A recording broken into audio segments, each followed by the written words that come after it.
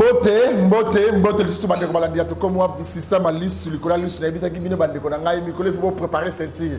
Parce que nous sommes en peuple, nous sommes en opposition. Nous sommes en Franck Diongo, Jean-Marc Aboun, c'est une déclaration. Bon, je suis en déclaration dans le Congo. Moi, dans Bayer, il y a solo. Parce que le changement au Balaka qui est dans le Congo, il y a temps. Na fandi na tali façon oyo kisasa na zuka kisasa pamba batu ba ko vivre na ebise na même butembo ko ça nombre de blessés o wazo bana kisasa ceux qui information à solo que so reliant malam bis ba journaliste bon on comprend que kisasa plus que butembo plus que est batu wazo kata na machete chaque jour bazo yiba batu batu wazo kufa chaque jour na ba crime moko o batu wazo sala ngoto yebi bango mais bile boza wana pour récolter ma taxi moto, il faut combien par jour? Catch 207. Misolo, eux autres, la vie de Kisasa. Bozu, mbongo ba plaque. Mbongo wane bozu ça combien? Bozu yango pe wapi? Et vous savez la peine ni pour la Mbonga Congo. N'a aucun besoin de lancer sur il y a au contrôle technique. Est-ce que vie de Kisasa c'est une machine à contrôle technique? Bande pour la botika théâtre. Botika théâtre. Tu veux bien que Kisasa botika la contrôle technique ni kanda bozu teka. Olé mutuka kende ko sala contrôle technique mais bozo teka papier da bozo tabiso na d'autres mona liwa 0 mètre bien vous avez besoin mbongo kaka on demande un projet boye banini bako sécuriser vie de Kisasa na ba député provinciaux à vie de Kisasa ba député provinciaux na otika bino ti mikolo na zana bino ba député provinciaux à vie de Kisasa bozo que ça Congo son numéro na ba congolais son ya même na monate boye na mikolo na biso Mike Mukebai Kajos Mafol. Bilionnaire, nous sommes dans plateau. Qu'est-ce qui se passe réellement? Est-ce que vous avez un chef de l'État? Vous avez besoin de contraigner. Et là, on est dans comprendre. Mais les lots, pour dire solo, la solo. Il y a des pharmaciens, il y a Mboka Congo. Qu'est-ce qui se passe réellement? Tu l'as dit que top Congo. Na kolinga avant na côté la BMC dans Gayoyo. Boka dans deux audios. On dit qu'on a un mot sur la biso, beaucoup de gens vont comprendre. Il y a des gens qui pharmacien. Il y a beaucoup de Congo. Un mot sur le Top Congo FM, le journal vous est présenté par Roger Kalala. Aucune raison ne peut justifier la signature d'un arrêté reconnaissant le métier du technicien en pharmacie comme profession à part entière du secteur de la santé. C'est la mise au point de Glory Panzou, président du Conseil national de l'ordre des pharmaciens. Contrairement aux sollicitations des techniciens en pharmacie, il explique que le fait pour eux d'avoir un titre académique avancé n'est pas synonyme de leur conférer une nouvelle corporation. Le chef de l'État a déjà publié des ordonnances pour organiser le secteur pharmaceutique en RDC. Glory Panzou estime que toute démarche allant dans ce sens est inopportune. Pour lui, le technicien en pharmacie reste auxiliaire du pharmacien. On l'écoute au micro de Dieu merci, Lusakumunu. Non, il faut juste clarifier les choses. Les techniciens en pharmacie sont les auxiliaires du pharmacien. Et à ce titre, ce sont les assistants en pharmacie. Ils ne sont pas différents des assistants en pharmacie. Il faut éviter complètement cette confusion. Ils ont certes un niveau d'études plus élevé que les assistants en pharmacie qui étaient diplômés des écoles ou des instituts médicaux, mais cela ne leur donne pas une qualité plus que les autres assistants en pharmacie. Les niveaux d'études ne changent pas une corporation, encore moins une profession. C'est une confusion justement. Tous les professeurs qui vous enseignent à l'EFACI, qui ont fait les formations de journalisme, vous considèrent moins journalistes ou ils sont plus journalistes que les autres. Ils sont en train de s'embrouiller.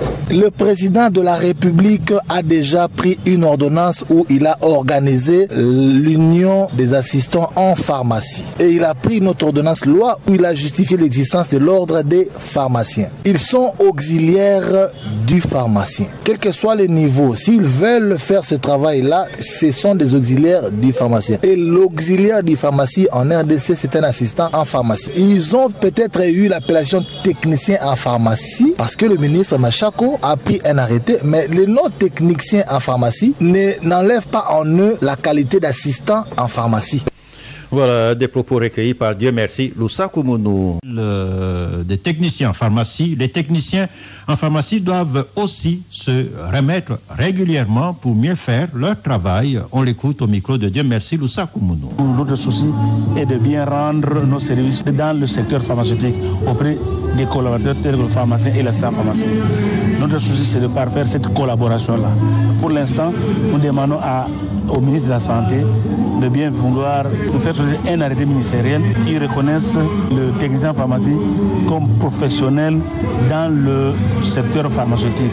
Un arrêté où on ne parle que du technicien en pharmacie dans le secteur pharmaceutique en RDC. Pour nous, c'est une reconnaissance. De deux, nous voudrions quand même qu'on revoie les textes réglementant la pharmacie en RDC. Jusque-là, il n'y a que le pharmacien et l'assistant pharmacien qui est cité. Nous souhaitons que dans le point D de la gérance du secteur pharmaceutique, que le technicien pharmacien apparaisse. Peuvent travailler, il y a le pharmacien comme titulaire, il y a le technicien en pharmacie et l'assistant en pharmacie. C'est fait en tout cas, nous serons à l'aise. Il y a d'abord la réglementation pharmaceutique qui n'est pas tellement claire. Aussi, ce qui dérange partout au monde, on ne reconnaît que le pharmacien. Ailleurs, ça ne pose pas problème. Ce n'est que chez nous, dans notre pays, où il y a ce mythe-là. Le terme technicien pharmacien, il est là pour seconder le pharmacien. Tout ce que fait le pharmacien, le technicien pharmacien le fait. Ce que nous demandons aux collègues techniciens pharmacie de se remettre en cause chaque fois. Après leur reconnaissance comme confession religieuse en RDC, les églises autochtones. Oui, bandeko balandi bolandi ba audio mi balewana.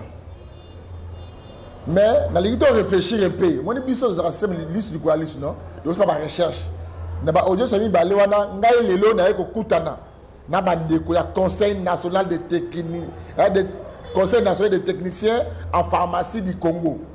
Conseil national des techniciens en pharmacie du Congo. Na eko kutana par rapport à ba audio ba meka ko éclaircir biso qu'est-ce qui ne va pas. Et les gens les capé dans le monde de bango wana. Il y a ba sangisi, ba salikisi. Les gens national président national. Président national, la Conseil national des techniciens en pharmacie du Congo. Oui, Kamamarabongo, le président Lukao. Président Mbote. Mbote, monsieur le journaliste. Naza en face à Yomoko, président Lukao, tout le passe à nous. On a Yomoko, président Lukao, Tchama Dieudonné, le président du Conseil national des techniciens en pharmacie depuis 2015. Depuis la création de Mbote Lelo. Ok, en face, nous avons Nabiso, Mbendi Malonda, nous avons Mbendi Mbote. Mbote, journaliste. Dans la massacre comme on a eu, est-ce que ça bon on est dans le vice-président. Et puis dans un secrétaire national, Mbonano Blaise. C'est ça? Comme vous avez dit, Mbonano Blaise. Oui, Mukonga solo comme ça. Bonne santé. Santé, bon, nazali kutumisa na santé, kasi au moins il faut un intérêt en boka, ndengo yokotuna biso mituna, toko boya te ko pesa yo kolongola soif oza nango. Toyoki des audio biso na bino. Toyoki ba audio mi balé. Toyoki audio ya président Lukao et puis président Lukao yonde ozo kumba na simana yo za bongo ba technicien en pharmacie de ba simana yo. Mais tu équipé audio, Moussoussou, il y a présent, il y a ordre national des pharmaciens du Congo. Mais quand on explique qu'est-ce qui se passe au juste dans le dossier. Merci, monsieur le journaliste. Au fait, il n'y a pas de problème. Car si il y a de bazar, le problème qui est engagé. D'ailleurs, oui, bien, nous étions au Babayi Baoba. Il y a la fouille de mais ceux qui me payer et tout est là. Il y a eu une incompréhension entre l'ordre des pharmaciens et le Conseil national des techniciens en pharmacie. Ordre des pharmaciens, ils vont régir la pharmacie dans la RDC, c'est vrai. Les techniciens en pharmacie, ils allient pour seconder bango na pusala ya pharmacie. Le terme est conseil, parce que peut-être des autres la terme pas si. Biso, nous sommes en démocratie. La Constitution permet Biso de se regrouper dans des lingeli, biso ba technicien en pharmacie issu d'un système en son temps to se réunissent qui to se dictionnaire to ba terme nyonso oyo ba salelaka to ba facette nyonso biso to monde le terme qui nous valait mieux c'était le conseil to zali national parce que to na Kinshasa te to zape na Bukavu to na Goma to na Butembo to na Ituri to na Gemena to na Kwilu. C'est pour ça que nous disons tozape na Kasai, bref toza na RDC Mobimba. C'est pour cela que tozali national. Donc Conseil national des techniciens en pharmacie du Congo. Nous tozaba pharmaciens mais nous sommes obligés de collaborer avec les pharmaciens parce que azana misala miya rosala. De un, de deux, le secteur pharmaceutique est tellement infesté na ba personnes inexpertes. C'est un médicament. Les lots, diviser peut-être, les lots diviser peut-être bon, parce que RDC est vide. RDC est vide. Il n'y a pas de pharmacien à RDC. Moins de 3000 pharmaciens à RDC. Bishopé, technicien pharmacie, tu as moins de 2000. Tu as le terrain, il y a pharmacie, alors que c'est vide. Imaginez-vous, monsieur le journaliste. Tu as la Kinshasa. Bongo. Bongo babengi Jera.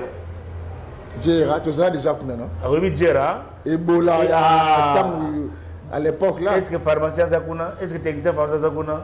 Oyebi na Lukula. Est-ce que pharmacien Zakuna, technicien pharmacien Zakuna? Et où on a beaucoup d'autres personnes qui sont des autres années. Tous où la Kuna te, tu es à Kinshasa. Né yango, ils sont la passe casse. Boye ba biso, tous à ba pharmacien te, tous ali.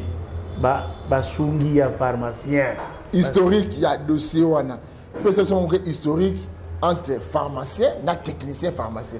Moi, historique, donc, vous en avez? Oui, monsieur le journaliste, dans le temps où il y a l'indépendance, pharmacien n'a RDC Zalakate, ni même assistant pharmacien Zalakate. En 59, il a créé école AMI. École indigène et assistant médicaux indigène. Il y a un maman Yemo. Les petits, après, il y a un maman Yemo, il y a un INPS. En 65, il a formé premier assistant en pharmacie. La pharmacie, on a formé, on a gradué en pharmacie, on a formé dans la faculté de pharmacie. Il y a une dame qui est venue du Canada, qui est chargée de réformer le secteur pharmaceutique. Donc, enseignement dans RDC, c'est une Canadienne. Il y a une séparé, parce que pharmaceutique dans IM, tous les autres qui créé dans l'ISTEM, qui créé l'ISTEM. Tu peux remarquer qu'avant, l'assistant pharmaceutique est à niveau capacitaire. Après, il y a commis D6. Donc, niveau humanité. Quand nous étions là, nous croyions que nous étions capacitaires. Après, on va nous dire que nous avons D6. Non, nous avons un diplôme d'État. Nous avons un niveau d'État. Donc, ma communauté de faux, tout est dans le système. Donc, mener la démarche, de trouver des professeurs d'université, ils sont en vie de l'eau. Les politiciens, de trouver Bango, de soigner Bango.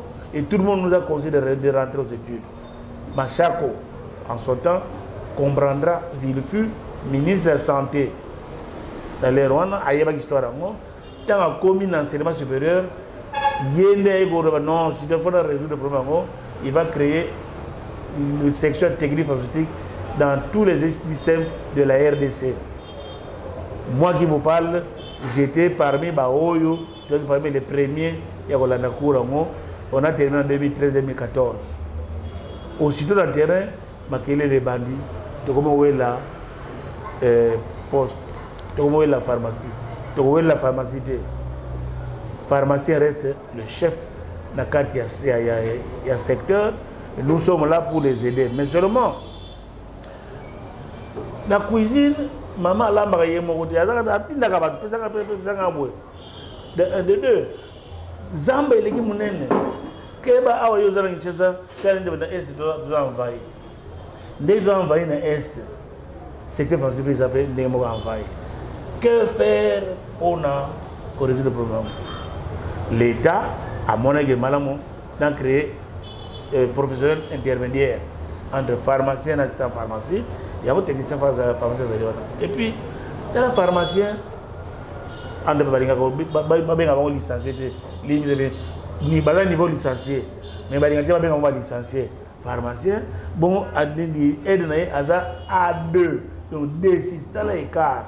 Machako a pensé que donc Machako personnel. Machako Mamba. Machako Mamba, oui, professeur. Il a créé deuxième corps pour réduire l'écart entre le pharmacien et le technicien de l'assistant pharmacien. De un, de deux, pour augmenter le nombre de professionnels pharmaceutiques dans la RDC. Vous vous rendez compte? On a matière, il y a combien de pharmaciens? On a Kassangou, il y a combien de pharmaciens? Na Kikuitawa.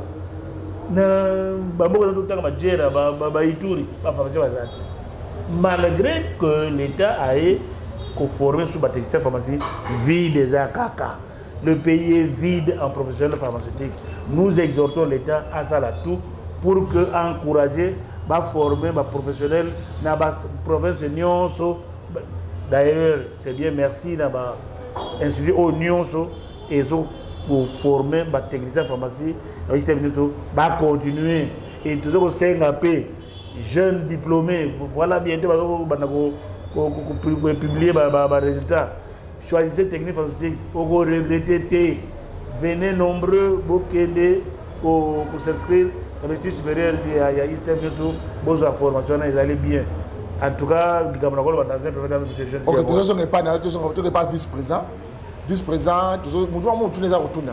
Pour exemple, le historique, il y a Moussala, il y a Kosala. Mais nous avons Bino ba technicien en pharmacie. Moussala na bino zalaka nini? Pardon. Moussala na biso ezali kolamba kisi. Moussala na biso ezali koyeba kopesa kisi epa ya population oyo azali nango bosenga. Komema pe toli lolengeni esengelami na ye asala. Po ete kisi moto nyonso te asengelami amanola yango. Kisi pona komanola yango esengi ozala formé. Yango toza formé na lolenge wana pona kozala utile epa ya population na biso. Siko pharmacien yemo Moussa Nzali. On a technicien pharmacie. Maintenant les pharmaciens. Pharmacien il n'y a pas de musala na niveau na ye. Il y a kamba biso. Mais est-ce que beaucoup de places ni comiques non présent aloba présent beaucoup de places ni. En fait to kutanité n'engé présent tu ko loba moi malentendu. Et si ka pharmacien zali ya zali ko kamba. Tant ya zali te. Na technicien na zali ko kamba. Na zali ko remplacer valablement. Tant ya zali ya mutazali ko pesa mitino. Mais tant qu'il y a zalité, nazali ko sala musala wana. OK, mais ce que nande ko na biso pe ba assistant à pharmacie. OK, ce que bino association na bino zo grouper banana kati association na bino. Association na biso ezali conseil national ya ba technicien en pharmacie.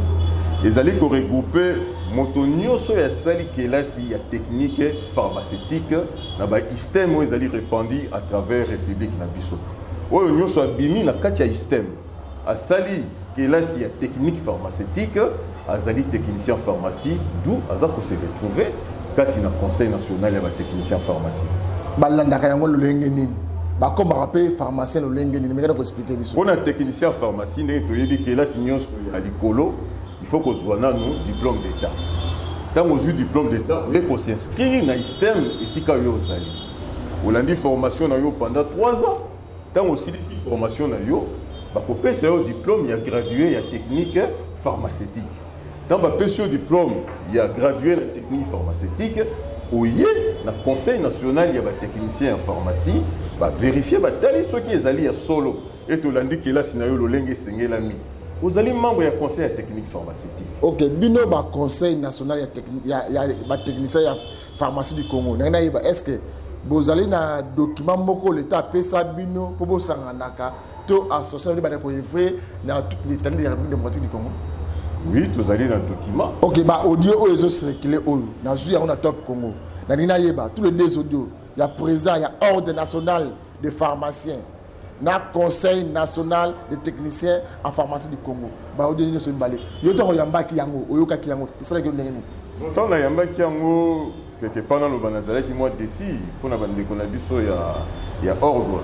Hein, peut-être balanda ki yango mobimba na yango te. Ezalenge tant to zali na kela site. Hein, ba c'est nous interpréter texte. Ceux qui ont bendi phrase na katia paragraphe. Ça peut tout changer. Hein, la base ceux qui bande ko balanda ki intégralité. Il y a interview à président Nabiso balinga qui va réagir ndenge wana te. Mais ndambo balanda qui a ondé sala qui va réagir ndenge wana. OK, to gena pas secrétaire pour tout ça on sait pas na yo. Voilà ndeko na ngato landi ba audio. Il y a président, il y a ordre national des pharmaciens. Na audio, il y a conseil national des techniciens en pharmacie du Congo. To landi ba audio mi balé wana.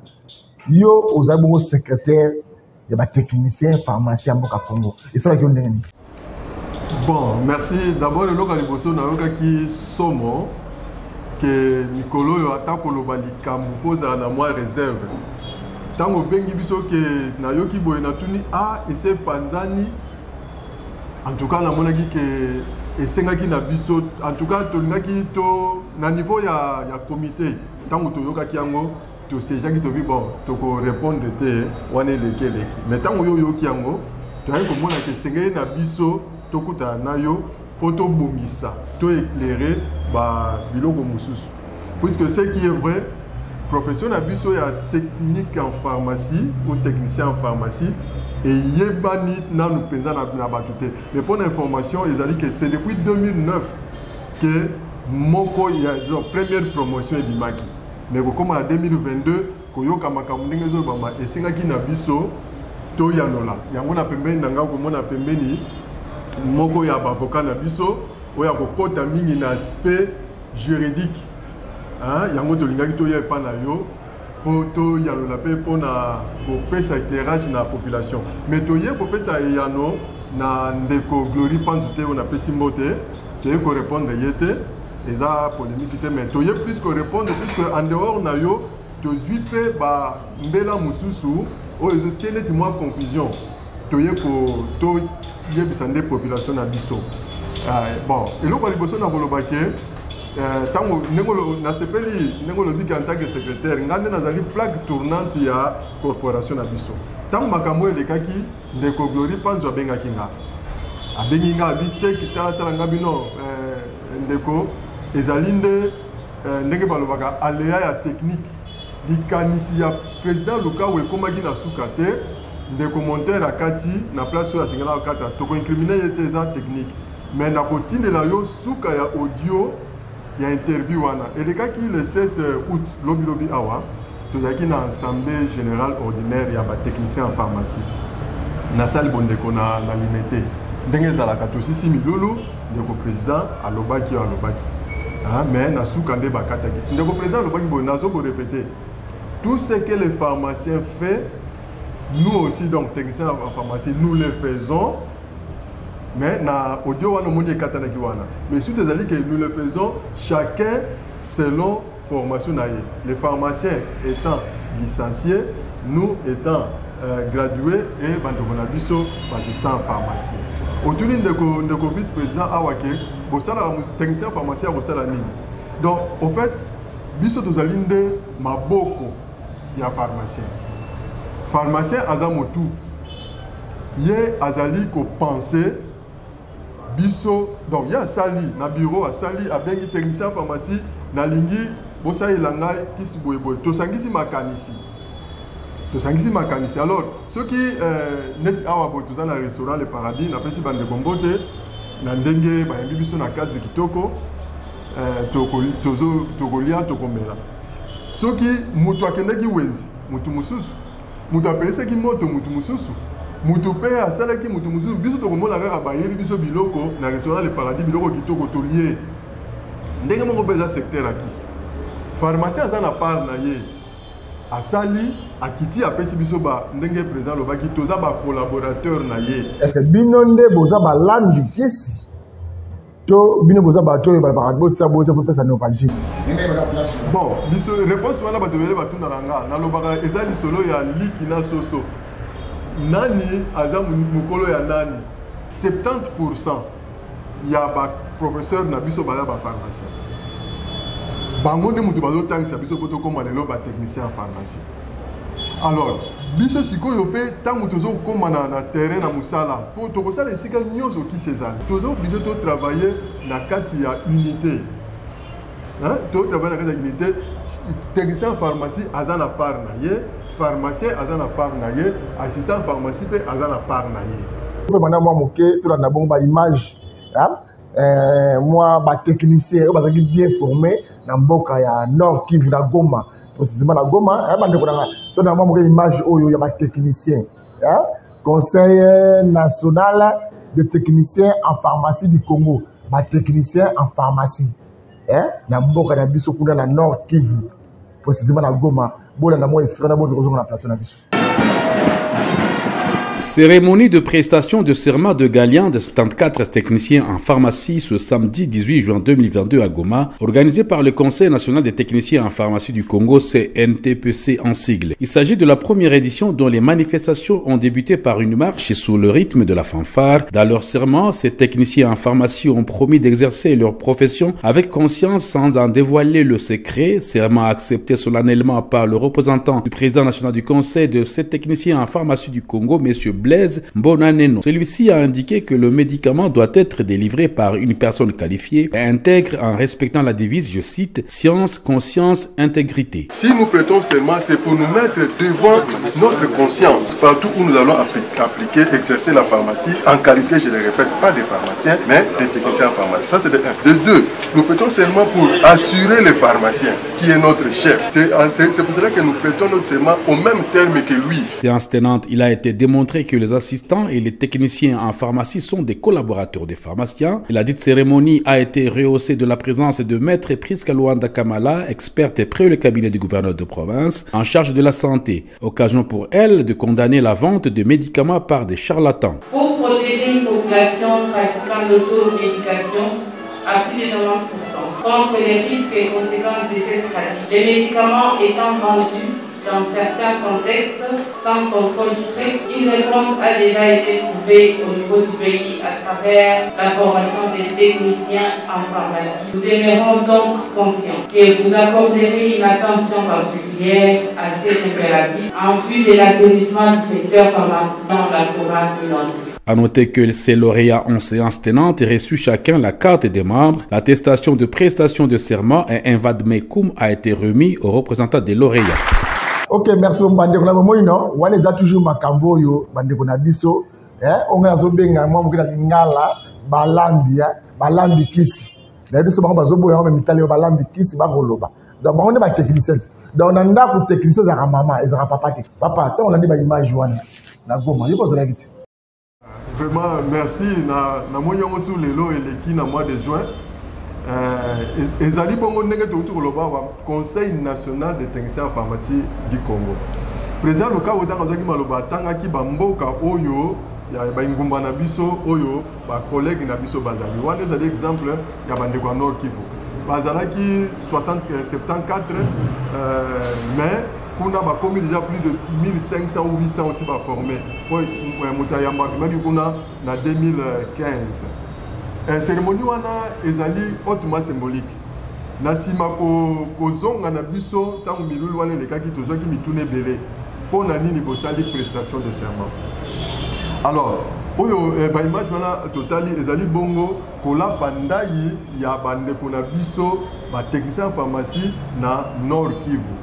Ezali bongo pona ko rassurer ndeko pharmacien, ndeko lobi awa molambi kisi ya yambo. Pharmacien azali molambi kisi ya yambo donc ye asali formule pharmacien azali lokola architecte à concevoir plan alors dit que tu il est pas administratif il y a commis kaka oui ndako il y a des niveaux tout ça il y a concevoir abimine apesi biso que ndeko technicien lamba kisi bon yango na loba que donc eza mutu nyonso za na kati ya likambo wana alors pour rassurer pharmacien pour rassurer population yango mibeko oyo totia na kati ya ba statut na biso tolobi ke mutu nyonso oyo azali moko ya ba technicien pharmacie esengeli ala pandai kola pandai eza lokola na kati ya mariage ndeko journaliste nde devait na cérémonie d'Hippocrate oui bango wana eza ba pharmacien et pas ba médecin et pas na biso ezali serment ya Galien bona ba pharmacien bazo prêter serment ya Galien alors biso pe to prêter serment ya Galien sima wana moi mitune yaki na kasi na okene malembe pona nini to prêter serment d'abord pour ezali décision biso to zwaki na statut na biso na statut na biso to lobaki ke moko ya technicien pharmacien te akoyi ko sala soki a prêter serment. Ça c'est de 1. De 2, tozali ko prêter serment pour na kotia sécurité na kati ya secteur pharmaceutique pour na ko rassurer pharmacien que ndeko oyo azo sala pembe nanga lokola collaborateur aza mutu aza na conscience ezo sala alapi ndai ke akosala musala na ye malamu. Alors pour la nini tozali ko prêter serment ya Galien pour mutuna na pe tuna maki. En fait mutu a prêté ki serment ya Galien liboso zali ndeko pharmacien. Ndenge président lobaki tozana papa na biso oyo aboti pharmacie comme on a eu ndeko Galien qui au départ azalaki médecin mais na ko pesa watu kisi mino azalaki pe kolamba kisi nde aboti mama akutana na mama na biso oto bengi pharmacie papa Galien akutana na mama na biso abengi to bengi pharmacie aboti yaya liboso pharmacien aboti biso pa technicien en pharmacie aboti ndeko na biso assistant. Dans le Japon, on a ajouté une existence. Une existence dans le Congo est un peu différente du président Lobak. Mais là, selon la classe haute de l'année.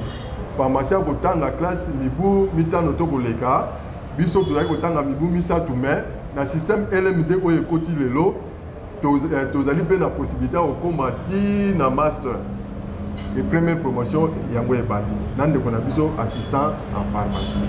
Si le grand frère pharmacien a prêté serment à Galien, balobra ke na sima ya muta makasi balandaka na sima yango biso pe to bino no to ko créer le côté lokola tozo ko na lui bien toza ba pharmacien te mais tozo ko sala musa na kati ya pharmacie comme profession ya likambo wana pe tsaka mwa nkoko so ko ndenge na bito yaki awa po to éclairer opinion ya bato bandeko pharmacien bayebi bandeko assistant bayebi mais bato bele bayebi te pona lisolo bayambaki biso na mois de mars ou février na maman na cabinet ya maman Lemba oyo topesi pe directeur na cabinet na Mbote ministre provincial ayambi biso tango toyokaki mwa nungu moko boye biso tozalaki concerné te na niveau comité tokomaki tokoti mukanda ekoti lelo lobi babengi biso boya maman ministre na bandeko na ya cabinet na ye bayebaki kutu te ke batechnicien en pharmacie bazoko exister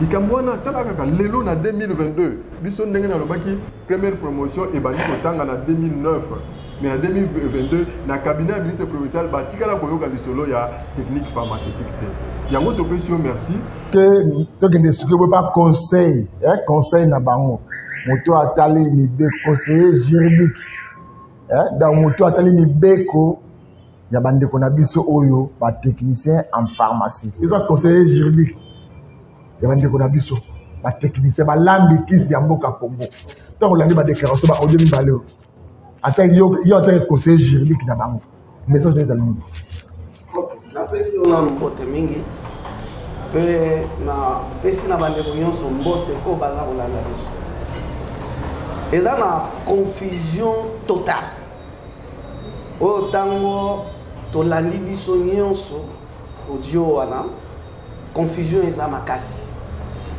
et aussi c'est décourageant. Il faut qu'on dise la vérité. Avocat, défenseur judiciaire, greffier, huissier, biso nyonso tozali ba auxiliaire ya justice. Mais ce n'est pas parce que biso nyonso toza ba auxiliaire de la justice, un greffier peut se dire que non, on a comme avocat. Non. Ou bien défenseur judiciaire à lobby, non, comme toza auxiliaire de la justice, on a peine à commis avocat. Et quoi ça le matin? Ça se donne. Deuxièmement, il faut ordre ezalak. Les locaux n'y sont pas ça. Ce qui ordre ezate, c'est qu'il y a du désordre. Il a mis balé wana, oyo na constaté na audio ndenge tolandi. Dans quel sens? Yendeko oyo azali il est Flori. Oyo aza kolobake non ba technicien pharmacie na bala ba assistant pharmacie bango nyonso bazali ba auxiliaire et pharmacie. Mais il doit faire la part des choses.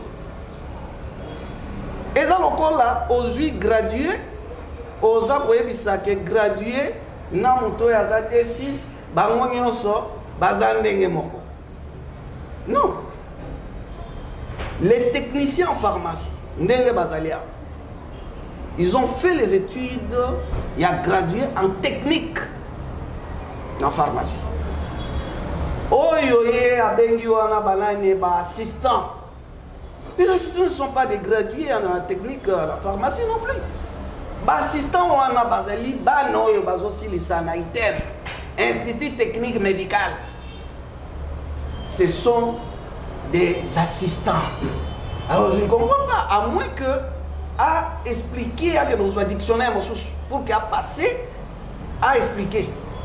Parce que il faut les calasser Bolim ici, il a trompé la population, faisant une confusion entre assistant et technicien dans la pharmacie.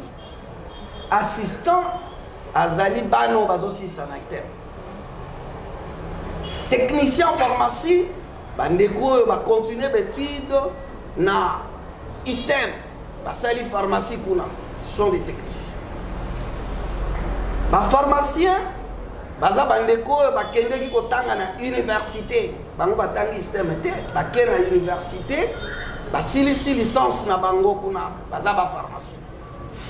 Mais vous allez voir que même na ba cours oyo, bao bazotanga na ISTEM, baza ko joua na pharmacie, oh les lois bazaba technicien en pharmacie sont presque le même cours. Oh bazo peut s'appeler la université pour d'abord babimi ba pharmacien. Bazali wana retourna bango, tout na bango chaque cours boy est-ce que je vois maka. BKP pharmacien moko. C'est mieux au BKP pharmacien nous soyons avant ni wana bongo banda retourna bango cours oyo est-ce que besoin na pharmacie oui. Oh, il y a na ISTEM, oui. Les alliés n'ont pas petite différence, et puis, na niveau d'études, on va continuer une licence, on va graduer. Moi, et ce sont les mêmes professeurs à l'université à Kinshasa, qui sont formés na ISTEM, technicien en pharmacie. Est-ce que les alliés Assemblée nationale, comme le Conseil national des techniciens en pharmacie du Congo.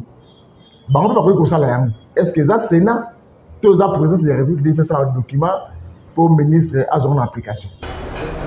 Même si en pharmacie, ça j'appelle même cours. Mais différence c'est le volume horaire. Volume A2 et ça volume OK.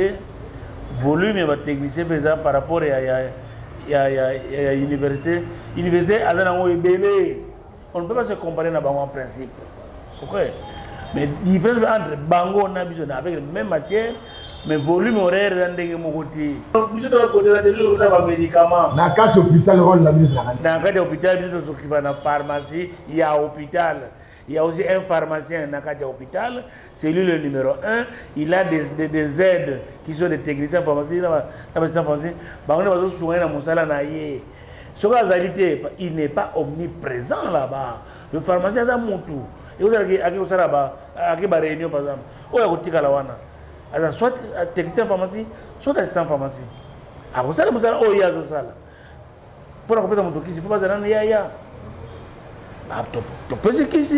faire des rapports.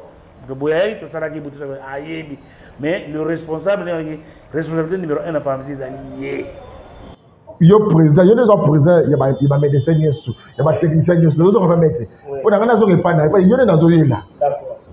Ndeko makamandeko flori makamalobi a contredire audio salaki.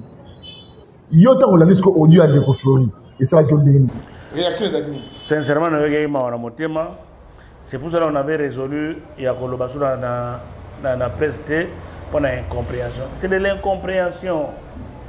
Phrase nangai makandanga isilangite journaliste katagi okata. Mais tant que la totalité est mécanisée, en tout cas, je vous assure que les loboyés, il n'a plus les mêmes idées à jour wana. Président Flori, vous allez avoir azana makaniso wana te. Mais la vérité c'est que c'est le même travail. Mais tout le qui a azali numéro 1 dans le secteur, bisous tous sur la bango.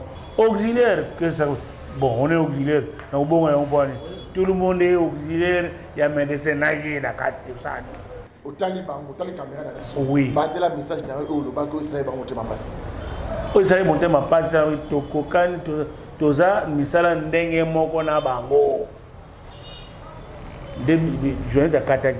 Or, na bagisa que ndemo sauf que na formation le pharmacien a poussé ba étude jusqu'à la licence, quoique il y ait pharmacien dimaté qui a licencié.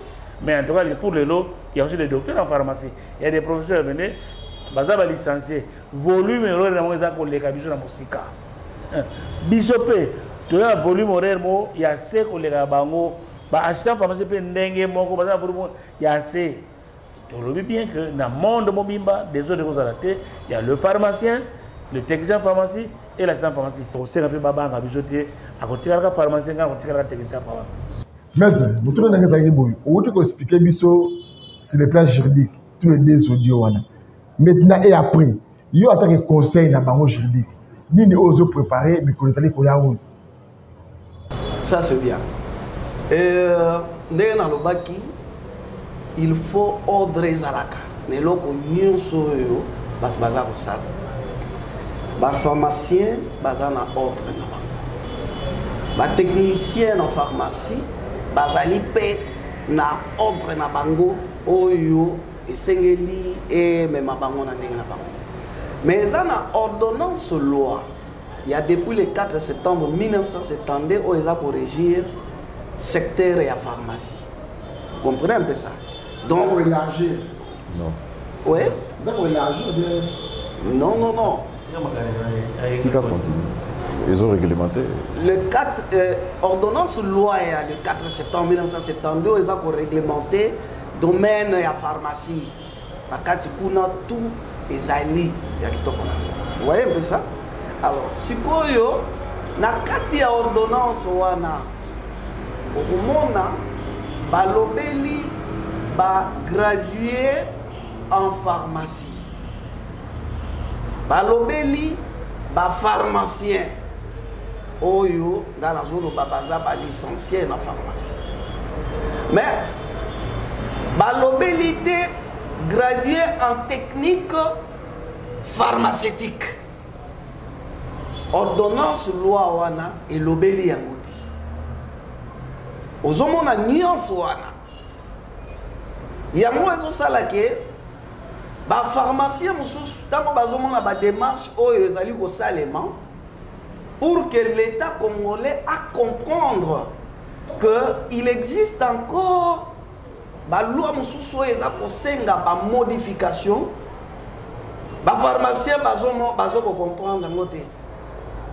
Alors que esengeli totia le point sur les i kobenge logo ne logo na komona. Moi je suis avocat juriste. Tango zolobelanga gradué na pharmacie.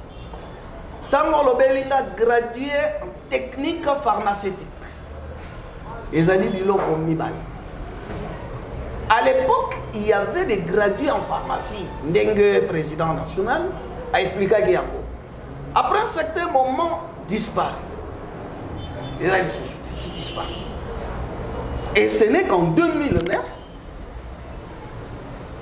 heureusement, le fait professeur Machin a eu qu'à comprendre que non, on ne peut pas laisser seulement les pharmaciens seuls, non, assistants en pharmacie, c'est-à-dire bano ya item wana.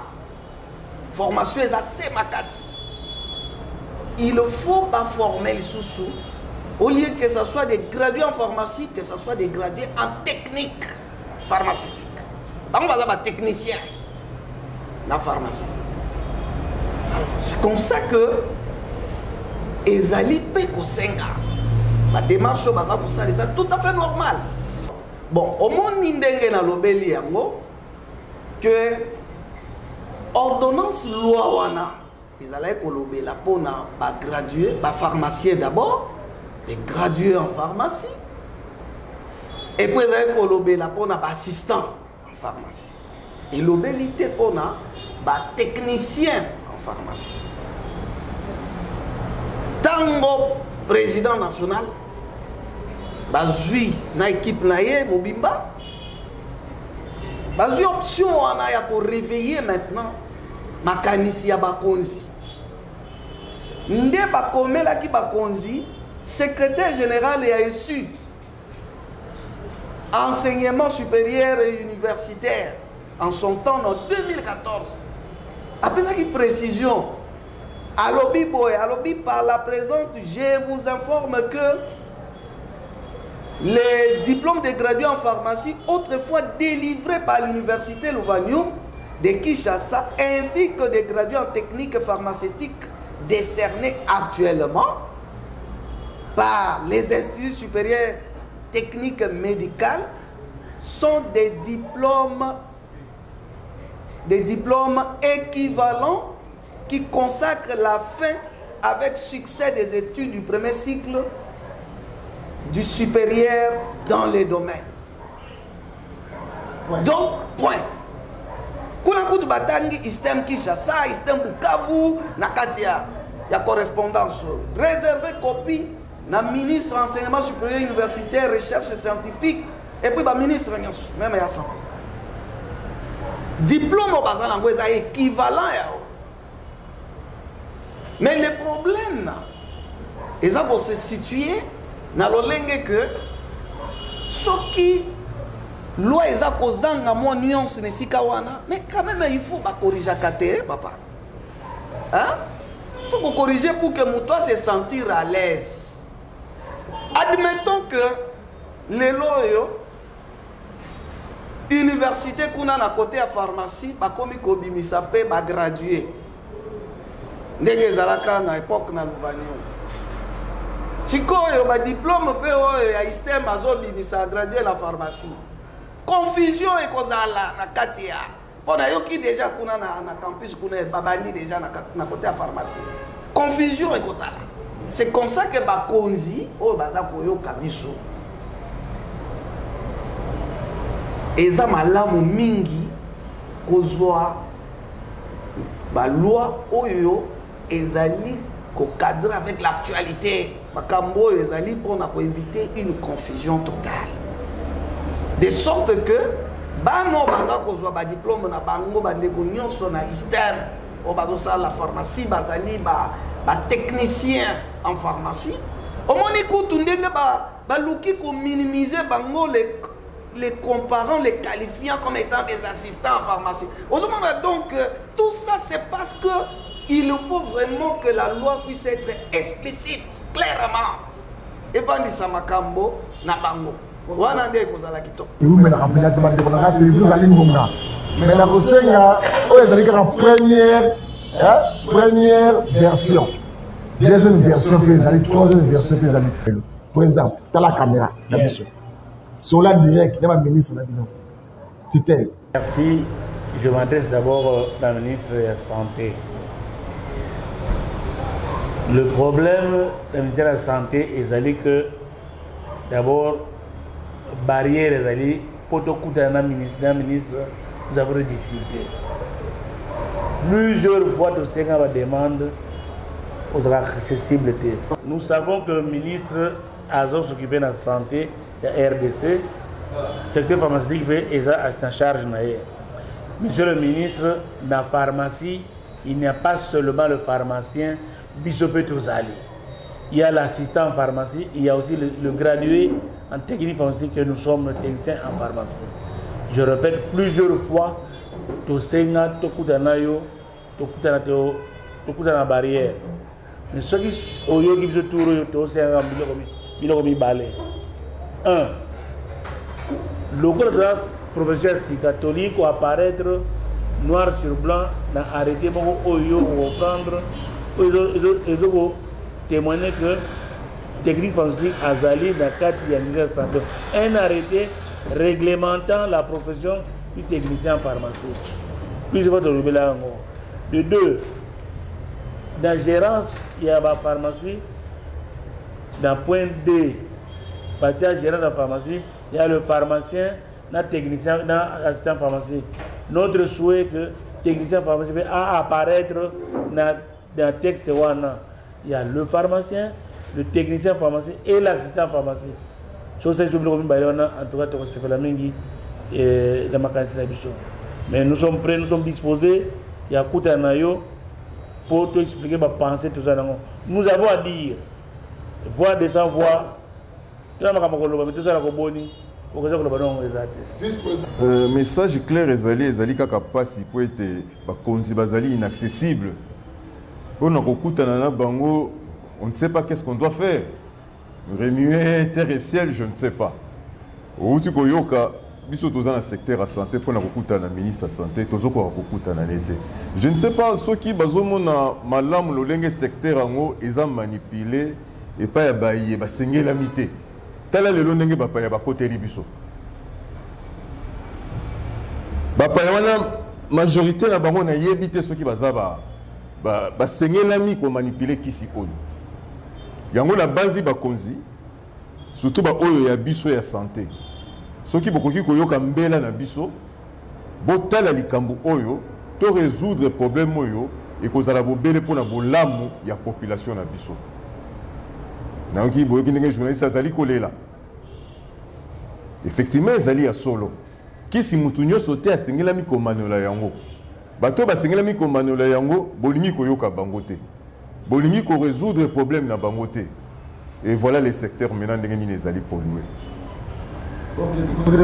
Mais secrétaire, on sait qu'on a pas un numéro de téléphone. Numéro au bakoui au bureau. Parce que mission de Zosa Lango, Mboka Congo, ils avaient battu dans l'Arabiso. Ils avaient dirigé.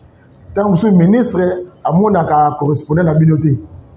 Mais dans la télévision, tant que je correspondance à la communauté, mais quand beaucoup de temps, on a développé. Autant les caméras à biso, petit message.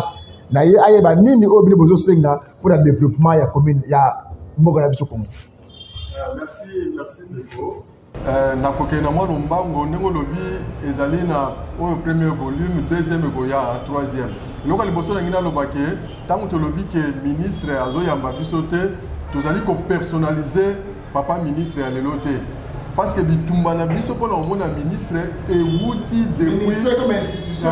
Ministère comme institution. Parce que tokene mwa mbango pour ministre esili bandeko mi balé misatu ya ba député nationaux bazwa ki problème na biso déjà na 2009 baké nango na parlement papa obe minaku azwi lettre atinili papa Matata Mponyo lokola premier ministre papa Matata Mponyo atinili papa Félix Kabange Numbi pote aya mabiso donc barrière bandeko président na vice balobi et bandi depuis papa Kabange. Alors tous les ministres de la santé qui se sont succédés oya mikolo oyo tokomileke depuis mois de mars eza na bureau po totamboli na ngote na ngao depuis mois de mars tokomela ye ayoka biso. Ça c'est de 1. De 2, tobengami ba technicien en pharmacie eza te que eza invention congolaise.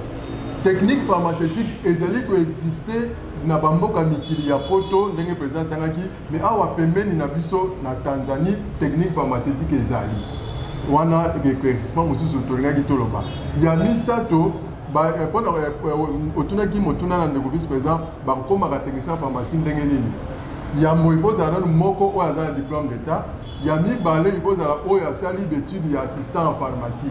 Neti ngandenge na zolo baboye na président Lukaou to utaki na no assistant en pharmacie.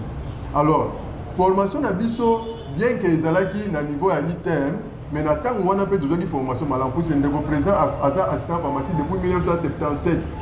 Ngai ya bino naza depuis 91. Mais vu que formation pe ya bana ya esili et tikali susu ndenge ezalaki makasi te yango to osinga ke ba renforcer formation ya ba assistant technicien en pharmacie. Voilà biloko misato oyo na ngai na bonza. Alors siège na biso tozali na avenue du 24 novembre ou ex-libération na siège ya pharmacie collégiale kuna nde esika siège na biso ezali tozali bongo na commune ya Selemba ya Bumbu Luyeye 109 na Luyeye 109 esika siège na biso ezali mais nakanisi lobi tokopusa na mwa moke na centre ville badémarche ezali tokokóma na boulevard ya 30 juin na galerie présidentielle toza nano na batractation tokokóma kuna. Alors soki olingi ozwa biso ngai moko secrétaire Blaise Mbonaneno nazali korépondre na numéro 082 048 17 04 082 048 17 04.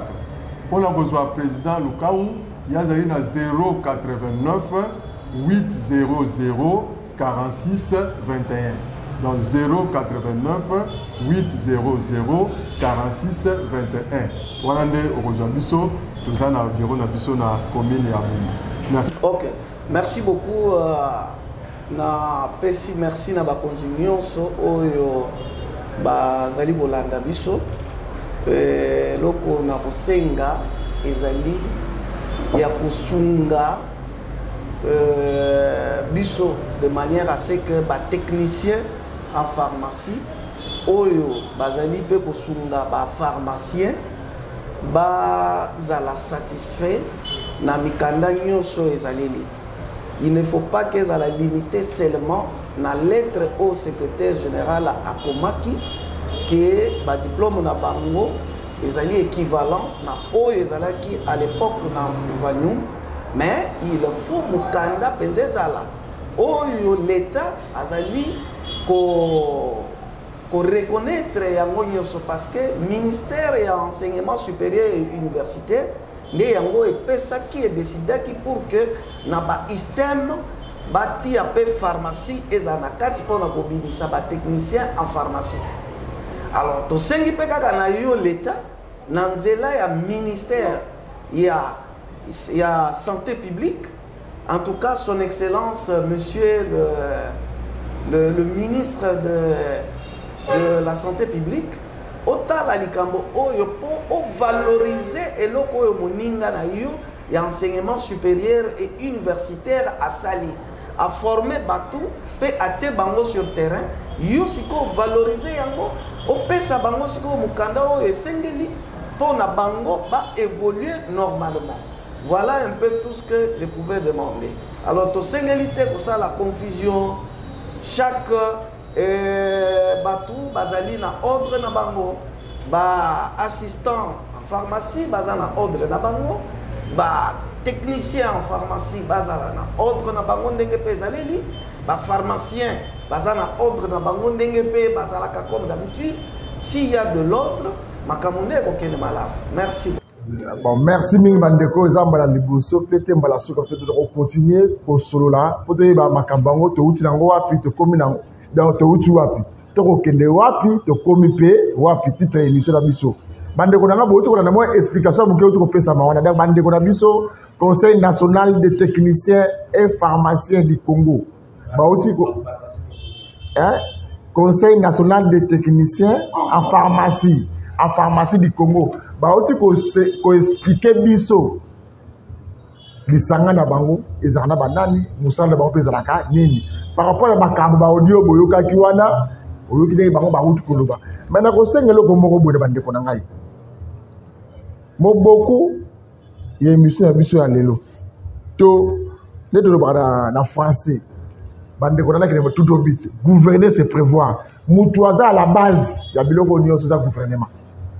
Gouvernement ya Congo nde aza la base ya kotia kimia na kati bande ko na biso bango mibale o bengi bango o talisi mutu na mutu ayeba omoni musala na nga ya bandaka a esukaka out ya moninga be bandaka a esukaka out to boyi e bandaka kosangana ngele ko nazo banga bande ko baza pembe ndanga bango nde baza balambi kisi donc santé na biso bon moi na biso ba congolais teke ba image il faut de maboko na bango to za obligé ya komela masanga ya komela jus ya komela kisi nyonso wana les obligés komela yango donc bango baza obligé baza na kati biloko na nyonso tout alors ceux qui mitema na bango za kokita te allez comprendre que aux autres ça me laisse mon musala mutu c'est déjà bougé oui mutu dans andengni ce que bango baza bato ba simi ils ont tué amour da bango ne baza base ya ba santé na ba vie na biso na ba na biso da ba ndeko na ngai même ministre de santé soko ko la émission oyo na émission ba ndeka ba comme ça message da bango pa na yo oyo amba bango o sola na bango bango ba pesa ba inquiétude na bango ba passe ba difficulté ba za ba kamba ko sola na yo ozo ba décision et ça ba kamba etali yo yango tozobela toujours ministre de la santé yokambela bandeko na biso malambi kisi ya mboka Congo tikati kimia kolonzambe ezala na maboti na bino nde tokutani mikolo mizali koya